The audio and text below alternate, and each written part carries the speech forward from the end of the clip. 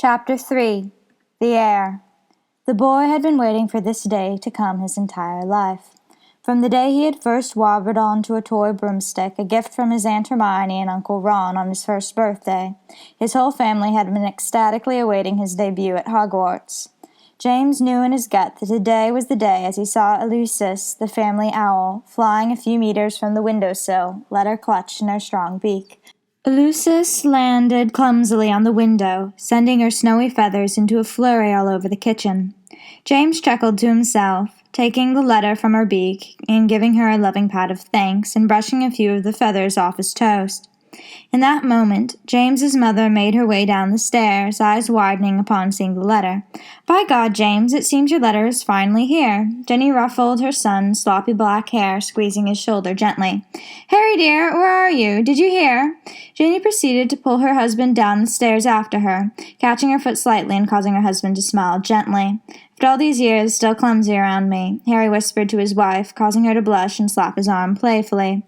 Harry looked to his son, seeing the letter in his hands. "Is that your Hogwarts letter? Well, it's about time. Congratulations, son." James nodded to his father, smiling with a gleam of mischief in his eyes. His parents gathered around the table and watched as he broke the purple seal. He felt his heart pound as he took the parchment out of the envelope. He was about to start reading when suddenly Teddy and Victory burst into the kitchen. Teddy, being a playful metamorphagus, had turned his usual reddish-brown hair and light brown eyes to a silvery blonde with blue eyes to mock Victory, who was giggling from her perch on his back. She always pretended to hate it when he did that, and insisted on calling him Victor until he allowed it to return to normal. Victory was a light-hearted witch, always grinning, which made her beautiful features from her vill heritage even more striking. Upon seeing her cousin, she ran and threw her arms around him in a rather stiff hug. She waved to her aunt and uncle, still oblivious to the activities going on across the table. Teddy, however, caught on rather quickly. Seems that someone's finally got his letter." "Well, it had to happen eventually," James smirked. Teddy raised an eyebrow, glad that James, who was practically his brother, shared his mischievous attitude. Victory practically bounced. "Oh, I can't wait for you to be at Hogwarts with us, James. At first, it will be a little odd for you. Being a Potter and all." "No, it won't, Tori. It's going to be bloody hilarious. Can you imagine his face?" Teddy laughed, morphing into his version of a startled James. However, his laughing ceased abruptly when he saw the daggers Harry and Ginny were glaring at him, and he quickly returned his features to normal. James laughed at Teddy, but furrowed his brow in confusion. "Victory, Teddy, what do you mean, because I'm a Potter?" Harry winced. "Oh, I'll tell you later, James. Don't worry about it." For James, this was not the first time he had found some things about his parents slightly odd. His mother had been a professional Quidditch player for the Holyhead Harpies and was now a Quidditch correspondent for the Daily Prophet. His father was head of the Auror office. He had always thought that those were the reasons for people's stares and whispers. However, at the age of 11, James was beginning to realize that there had to be something more behind it. He was sure that he would be able to get it out of Teddy or Victory, though. He seemed to know much more than he did. Growing up, Teddy, Victory, and James had been very close. The adults often called them numbers 1, 2, and 3 after the successive years in which they had been born. Teddy had been raised by his grandmother Andromeda, but more often than not, he was at the Potters with his godfather Harry. From the time he was about 8, he had his own room, and all his favorite belongings were at the Potter's home in Godric's Hollow. Victory was also consistently around. Her parents, Bill and Fleur, had moved to Godric's Hollow shortly after her birth, and she had quickly gotten into the habit of toddling over to her cousin's house, just across the street.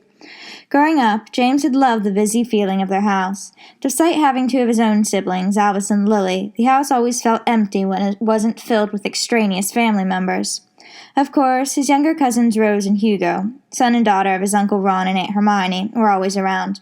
Victory's younger siblings, Dominique and Louis, came over as well, but they were quite young. James had become much closer to his siblings in the last 2 years, since the majority of the time, the two other members of his trio had been away at Hogwarts. James could still remember the day that Teddy had gone off to Hogwarts. The whole clan of Weasleys and Potters had come to the send-off. Victory had even cried. From that day on, and even more so the next year when Victory left, James had been consumed with the need to be at Hogwarts. Now it was finally his turn to cause trouble at school, just like Teddy had been doing for 2 years. James followed in the footsteps of his Uncle George and late grandfather. He was always neck-deep in trouble, but he always had a plan. His parents were not completely pleased with this, but everyone knew that he couldn't be stopped. Of course, James made sure no one ever got hurt, but he sometimes forgot to properly cover his tracks, leading to disastrous consequences. As more of his cousins, aunts, and uncles shuffled into the kitchen, he escaped upstairs, followed by Teddy and Victory. In his room, he found his siblings, minus their heads due to the headless hats their Uncle George had brought over earlier that week. Upon seeing him, they promptly showed their smiling faces. James proudly displayed the letter to his youngest siblings, who ran up to him, seemingly quite impressed. "James, you got your letter already? It's going to be forever until I get mine," Lily whined. "It's very fair, Lil. We all have to wait our turn." James leaned over to tickle his sister gently. Lily giggled in response, a realization that her brother was leaving had not fully sunk into her young mind. Teddy scooped Lily up into his lap and proceeded to change his hair into all the colors of the rainbow, something he did quite often, especially when he was bored. Lily laughed and Victory grimaced at Teddy. "So," James murmured, "what did you guys mean about being a Potter again?" Teddy and Victory exercised their exceptional silent communication skills, Teddy raising his eyebrow and Victory sending him a scolding look to which he obligingly looked chastened. James was half convinced it was a form of telepathy, even though his mother insisted that some things even magic couldn't do. They eventually reached a tacit understanding. "You see, James, we know that Uncle Harry wishes to wait until you reach Hogwarts to find these things out for yourself," Victory said nervously. Teddy then shifted Lily to his shoulder. "Yeah, but don't worry, you've got some wicked cool advantages coming your way," he added. Just then, James got an idea. "Well, my friends, I already have some advantages right at my fingertips." He extended his hands to his younger siblings. "Teddy, please remove the young ones. I'd rather not have them grassing on me." Teddy grinned anxiously, convinced the two Potter children of some excitement in the kitchen, and proceeded to lock the door behind them. Victory furrowed her eyebrows. "What do you mean?" She looked at Teddy, who shrugged his shoulders. James was grinning madly, the grin that meant he had a plan prepared. "You both well know that my father spends a vast amount of time in his study. He keeps a lot of rubbish in there, you know. At least all of it that isn't locked up. It's all our business and old articles about who knows what. Most of it isn't even as good as the confiscated Muggle stuff Grandpa keeps in the garage at the Burrow." Teddy fidgeted impatiently. "James, what's your point?" "The point is that not everything in that office is in fact rubbish. You see, let's say that I know the password to the study, and I spent some time in there with my father, well, not with him exactly, but while he was also in there, and I found out that he keeps 2 things in there that are of interest to me, and which I also know how to access. I like to think of them as family heirlooms, and family heirlooms are meant to be inherited, are they not?" Victory looked at James with a nervous smile. "Is this really a good idea, James? Stealing from the study?"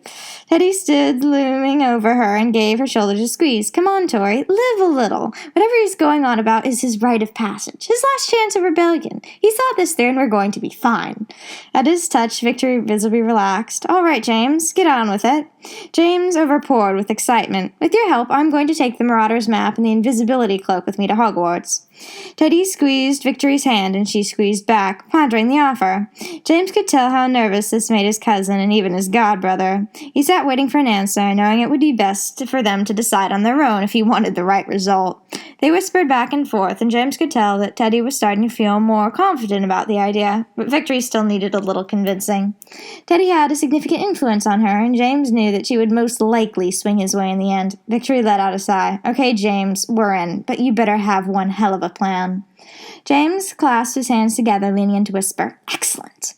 James, Victory, and Teddy had huddled in the room for about half an hour working out the details of their plan. They decided that their best chance would be to wait until the day of departure to Hogwarts. Luckily for them, the materials they needed could all be purchased next week at Weasley's Wizard Wheezes in Diagon Alley while getting their supplies for that school year. Unluckily for them, it was run by James's uncles Ron and George, so they would have to make sure that the uncles would not tell James's parents of their illicit purchases. Luckily, Uncle George was at the counter and promised to keep it a secret, the art of mischief having always run through his veins. The trio was able to sneak out of Weasley's Wizard Wheezes with a bag full of Weasley's Wildfire Whiz-Bangs, Exploding Whiz-Poppers, and Miraculous Mystic Mayhem Makers. George had even given it to them for free. After this quick stop, the trio found their parents and siblings. James drank in the atmosphere of the alley. He'd been there a few times before, but today it was quite different. It had a new sense of purpose and excitement, with all the dark-robed students bustling in and out of the shops. It was going to be James's first time inside many of the specialized shops.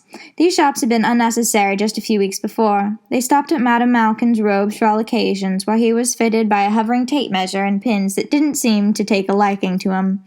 They made sure to poke him extra hard every time he dared move. He had to bite his cheeks in order not to wince. So finally, several painful minutes later, James left the shop with 3 plain robes, 1 winter cloak, a hat, and protective gloves. The next stop was at Flourish and Blotts, where James hastily collected all the books he was required to purchase for that year and dumped them into his cauldron unceremoniously. James was not an avid reader, and the bookcases spiraling up the walls failed to excite him. James looked at Teddy and rolled his eyes as they watched Victory become mesmerized by the books whizzing across the shop. He figured that he, too, would be fascinated, if only he were a muggle and flying books were a novelty. Victory tore her eyes away from the display as she and Teddy looked for their own required volumes. Once they were done, they reached the counter and paid for their books. As they were turning to leave, James saw a rather peculiar woman adorned completely in alligator green, from her bejeweled spectacles to her freshly manicured alligator green nails. James swore they were as sharp as teeth. From her handbag, an acid green quick quotes quill appeared, and she began to screech loudly for everyone to hear. "Did I hear correctly? Are there Potters in here? Harry Potter, you can stop hiding from little Rita now, dear. Where are you?" James looked to his father and watched him turn pale, quickly grabbing his mother's hand. James then realized how many eyes were on him and his family, making him extremely uncomfortable. Her motioned to the children, mouthing "run," before rushing out the door. The children followed suit as the blonde woman continued her ranting. "My dearest Harry, Ginny too, where are you? I know you can't wait to be interviewed. Bring the children. They'll be positively scrumptious in the tabloids." James could swear the woman's high-pitched shrill was shattering his eardrums as they shuffled out of the door. When they were finally out of earshot, James whispered to his father, "Who was that woman?" His parents' eyes met in horror. "Rita Skeeter," they responded. "She's a nasty reporter, that woman. Wrote dozens of false articles in their day, especially about Quidditch," Ginny murmured, looking rather annoyed. "Stay away from that witch. In fact, staying away from all beetles might do you good." James didn't fully understand what his mother meant, but his encounter with the woman was disheartening enough. As they walked the cobblestone streets of Diagon Alley, Teddy decided to herd himself into each passing stranger, which caused eruptions of laughter from Albus and Lily. Their mother wasn't amused and proceeded to scold her godson. "We can't take you anywhere, can we?" Teddy just smiled and shook his head. "You really can't, but I guess I'm just so charming that you can't stand to be without me." Teddy continued to joke about his impressiveness all the way to Ollivander's. James was incredibly excited about this stop, where he would acquire his first wand. Once he reached the door, he looked back to his parents, who seemed nearly as excited as he was. His mother nudged him through the doors. Once inside, they were greeted by a witch with short brown hair, blue robes, and silver-rimmed spectacles. She gave them a little smile. "Welcome to Ollivander's, makers of fine wands since 382 BC. You need a wand. James, is it?" James nodded, and Ollivander got out a measuring tape. It smacked his wrist as it aligned itself dangerously close to one of the places where he had been stabbed earlier by the pins. "Oh, stop it," Ollivander barked at the tape. It shriveled back in protest as Ollivander bustled to the back of the shop. James finally allowed himself to look around and noticed that the walls were covered from ceiling to floor with wands. They seemed to be jammed into the shelf haphazardly with no sense of order or organization. She came back and placed 5 different wands down on the counter. She pulled out the first, and James grew eager as he saw the gleaming dark wood. "Ebony, 12 1/4 inches, dragon heartstring." Teddy examined it. "Mine's an ebony wand. It's a good one." James proceeded to wield the wand, sending a stream of water directly into Teddy's face. James handed the wand back hastily, and Ollivander put it back and pulled out the next wand. "Aspen, 11 1/2 inches, unicorn." James tried to grasp it, but as soon as he did, it flew from his hand into the air and refused to come down until Victory snatched it. James stood astounded, and Victory shrugged. "Aspen wands have always liked me," she informed as she motioned to her own petite aspen wand. James tried about 15 more wands and was starting to get used to the results. Sometimes fires would start. Other wands caused him to be knocked to the ground, and one even thumped him on the head vigorously. The next wand Ollivander pulled out was one that had been previously knocked from the shelf. As she placed it onto the counter, she blew off a thick layer of dust, causing Lily and James to have small sneezing fits.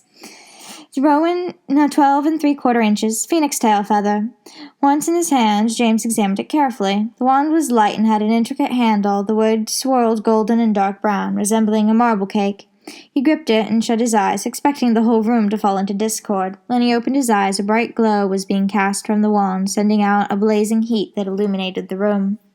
Once the light dimmed, Ollivander sent him a satisfied look. "Orin's a nice protective wand. Good for a wizard's protection. Great in duels. That'll be 7 galleons." James placed the money on the counter, and Ollivander chirped to herself, how peculiar. I just sold a wand with a twin core to some girl earlier today. Rarely ever happens. The group exited the shop, led by James, who was admiring his new wand. A quarter down the block he felt his wand tug. Probably my imagination, he mused. But he stopped and looked up. In turn, this caused a chain reaction as his family proceeded to bump into each other and look, following his gaze. James saw a familiar-looking boy about his age with white blonde hair slicked back. He was with an older couple. The man looked much like the boy, except his hair was starting to silver and it fell below his shoulders. James saw 2 younger girls with them, one slightly familiar as well, a plain girl with brown eyes and hair. The third, however, was someone he'd never seen before. Her hair was a massive accumulation of black, curling tendrils, and her eyes were a startling green. James looked to his father, who seemed suddenly aware of them. "Have I seen them before?" Harry nodded to his son. "Probably. That man is Lucius Malfoy, and his wife is Narcissa." James nodded, remembering hearing much about them. Harry continued, "I've talked about them before, I'm sure. I believe that's their grandson, Scorpius, son of Draco Malfoy. The brown-haired girl is, Ginny piped in. "That's Catherine Goyle, daughter of Gregory. The other girl with them I've never seen. What about you, Harry?" Harry shook his head. "I've never seen her before either." With that, they dropped the subject and headed towards their final stop, the magical menagerie, where James was allowed to pick out a pet. James thought that he wanted an owl, but he wasn't sure. A toad might also be amusing. As he entered the shop, at least 6 cats hissed at him. He made a mental note to stay away from most cats, except for Aletha, Aunt Fleur's cat, who seemed to tolerate him more than most. James passed a wall of pygmy puffs before crossing over to the toads. He tried to pick one out, but failed miserably. None of them seemed to acknowledge his presence. James next tried the owl cages. Well, he really hoped to find something that actually liked him. He went over to a beautiful snowy owl when the shopkeeper noticed him. "That's Heather. She's quite friendly." James stuck out his hand, and Heather sized him up, stared right into his eyes, and bit him. James stumbled back, cursing, and the shopkeeper, a small balding man, sighed. "Well, I guess not any more." James examined his small room, and he heard another owl let out a soft hoot. He looked up and was caught in the gaze of a tawny owl, very small with bright yellow eyes. He went to the owl, cautious because of his previous encounter. The tawny owl warmed up to him immediately, nuzzling its head against the cage. The shopkeeper came back, all Millicent. "She's usually quite the grumpy broad, but she seems to fancy you." Harry went over to the man and paid for the owl while James continued to pet the bird. "Hello, Millie," he whispered. It was the last day of summer when James, Victor, and Teddy finally executed their plan. They now had all the supplies, had surveyed the entryways, and concocted the distraction, and scheduled the perfect timing. The children were counting on being behind schedule to leave for King's Cross due to their ever-growing family, which always made the departure frantic and hurried. This would be the foolproof way to avoid suspicion, or at least make the parents forget about watching them. As trunks were packed into the back of a giant Volkswagen, jostling about and making a ruckus, another ruckus was being made inside the house. Poor Albus had been bribed by Teddy into their little plan. A heap of sweets from Diagon Alley had been promised. So the innocent child had been sworn to secrecy, and was now going to unleash an exorbitant amount of magical fireworks into the house. From upstairs, James sent his brother the sign, and then made his way up to his father's office. Teddy and Victor guarded the hall as he faced the entrance. It was a grand arch-shaped door, but had no handle. His veins pumped with adrenaline as he whispered to the charmed entryway.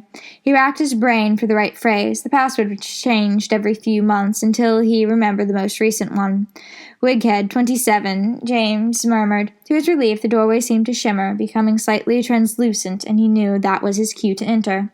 Once through, the doorway solidified behind him. His eyes roamed the study, a dimly lit room littered with papers strewn across the desks, locked trunks whose innards were a conundrum, and the golden cabinetry filled with his father's prized possessions. The study had been a wonderland to a younger James, who had often snuck in after his father. On occasion he still did, toying with the knickknacks on the desk and staring at his father's mysterious trinkets. The study was his very own paternal puzzle. Some things made perfect sense, but others were a complete mystery to him. For example, he saw old broomsticks here and there, but there were other things he didn't recognize, and things James couldn't understand the importance of. There was a bowl of swirling silver liquid, a handle of what appeared to have been a knife, and a shard of glass. He could ponder the objects forever, but he knew that this was not the time. James scurried behind the stained mahogany desk and moved the matching chair aside. He rolled down at the desk and looked up at his dad's charmed muggle keypad. He knew that the cloak and map were hidden here, a compartment James had found while in need of a hiding space from approaching adults. James had once snuck into the office after his father had left, but Harry had re-entered shortly after, searching for something he had forgotten. James had hidden inside a partially empty trunk behind the desk, praying he wouldn't be found. He had watched Harry look around the room cautiously, seeming to sense that someone was there. When Harry had finally decided he was, in fact, alone, he almost disappeared from James's view, rolling under the desk and onto his back. He had seen his father punch numbers into the Muggle keypad, which glowed upon his touch. His father came out holding a shimmering cloak and a seemingly blank piece of parchment. However, when his father had whispered an incoherent phrase, the parchment had began to fill with ink, the Marauder's map forming on the front. He had then slipped the cloak over his head and simply vanished. James had heard of this very map and cloak in his father's stories, but he had never seen either before. Then James had panicked, not knowing if it was safe to leave or not. Eventually, after a few minutes of not hearing any movement, he had decided it was safe to depart. Unfortunately for James, his father changed the password so frequently that for the past 2 weeks he had to relive the trunk experience for hours at a time until he finally caught his father on the new password. James's fingers shook as he typed the new password into the keypad, 0797. When he finished typing, the pad swung outward, revealing a small hidden section of the desk. James reached in and felt around the covert chamber. After vigorous seconds of search, James reached the conclusion that the drawer was empty. Where are they? James wondered to himself. The cloak, the map, they must be here. Cloak, cloak! When James thought this, he felt the soft, silky material appear in his hands. He pulled it out and admired it for a minute before quickly tucking it into his jacket. He reached his hand back in. Is the map here? He waited, asking again, but nothing appeared. He became quite frustrated, and after what seemed like an eternity, he came to the conclusion that the map must have been moved. So he quietly closed the compartment, got up quickly, and exited the study. Once outside, Teddy and Victory looked to him expectantly. James grinned to celebrate his small feat. The map must have been moved. It wasn't in the compartment. However, I did manage to snag the cloak. James's smug grin grew even wider. He pulled the corner of the cloak out of his pocket and watched as Victory and Teddy's eyes widened. The three bounced downstairs in excitement.